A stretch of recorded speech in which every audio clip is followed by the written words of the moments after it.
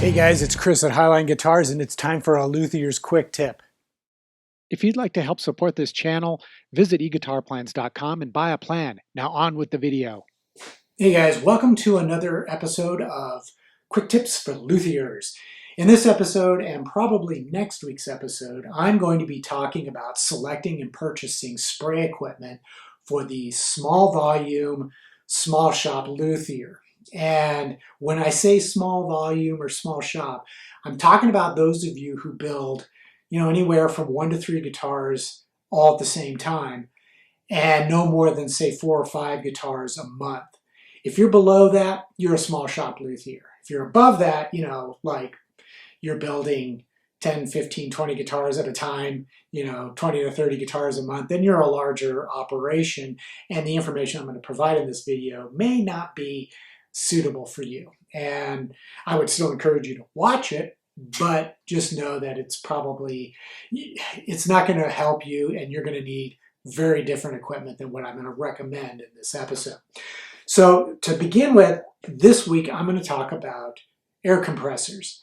And this week's quick tip is size matters. Now you've heard that phrase, go big or go home. Well, that really doesn't apply to the small shop luthier.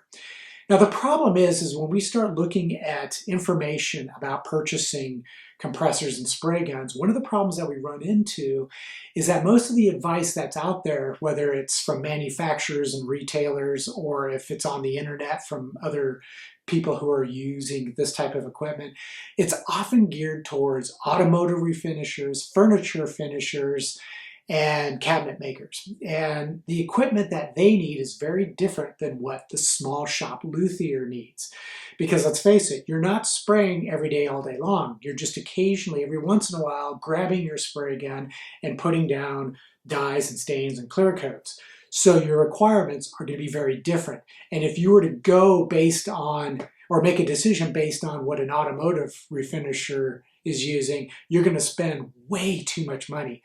Or more likely, you're going to be turned off from even wanting to purchase the equipment. But you can actually make some very smart purchases that are affordable and will yield incredible results. So, like I said, I'm going to talk about air compressors in this episode. Now, first of all, there are basically 2 types of air compressors that you can purchase. Ones that require the use of oil, and then the oilless compressors. For the sake of simplicity, either one will do for the small shop luthier. If you want to save a little bit of money, the compressors which use oil are a little bit more cost effective. They also aren't that difficult to maintain. Even though they tell you need to check the oil level every time you use the compressor, which you should, it's not that big a deal. You just check the level and go. Adding oil isn't that difficult to do. But they will last longer. And it's important to remember, the smaller you go as far as a compressor, the more often the motor is going to kick on to refill the tank. So if that's going to be, an issue, if you're looking at buying a smaller compressor for cost reasons, you may want to consider one which uses oil, because you can prolong its life by just maintaining proper oil levels with it. Okay, so size-wise, there are a number of options that you can consider, and I would stress that the absolute minimum size that you should consider, and I'm talking about tank size here, is 10 gallons. Now some of you are going to think, 10 gallons, there's no way, that's just way too small. I use a 10 gallon and it works fine. Now of course, if it's fully charged, the tank is fully, completely filled, when I go to spray a guitar body, I can get through the entire body, a full clear coat, without the motor kicking on. However, it will probably kick on somewhere about halfway through the second coat. So it is going to run a little bit more often. Now, to be honest with you, I think you would be better off, even as a small shop luthier, to go with about a 20, maybe 30 gallon compressor tank. I don't think you have to go much larger than that. It's going to get more expensive, and it's going to take up a lot more space. Now, as far as the horsepower is concerned, that's really kind of,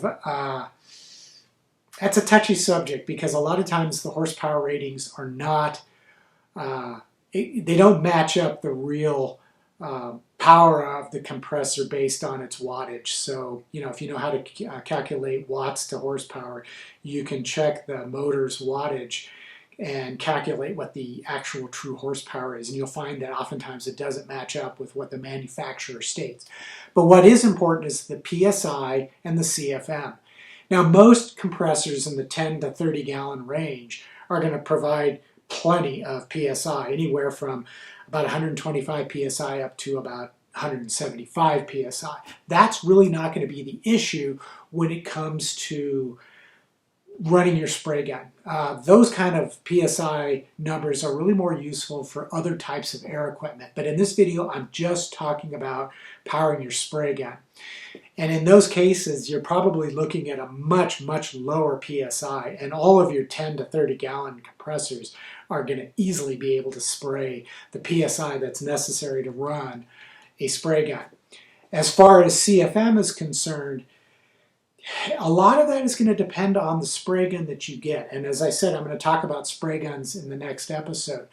But for the sake of discussion right now, you want to be able to have at least a compressor which will produce at least about 40 psi and around 6 to 7 CFM. And that's going to be easy to find. Most of your smaller 10 to 30 gallon compressors are easily capable of doing that. Now, when I say CFM, it's not actually producing that much CFM. You have to think of that in terms of that's how much CFM the tool that you're using consumes, and which in this case is a spray gun, and the spray gun will consume, that amount of CFM. So the compressor that you're looking at may have CFM ratings at 90 and then 45 psi. You don't really have to worry. As long as it's going to be above what your tool is going to require, you're fine. You should be good to go, because as you'll see in the next episode, the gun that I recommend requires a much, much lower PSI, and it consumes way less CFM. So your typical 10 to 30 gallon compressor is going to work perfect for that. So as you can see, you don't need to go out and buy an 80 gallon, 8 horsepower compressor to spray guitar bodies, unless you're spraying them 8 hours a day, 5 days a week. But for the smaller shop luthier, even with a 10 gallon compressor, you'll be fine. And I've had great luck with mine. So until the next episode, take care, be safe, and we'll see you soon.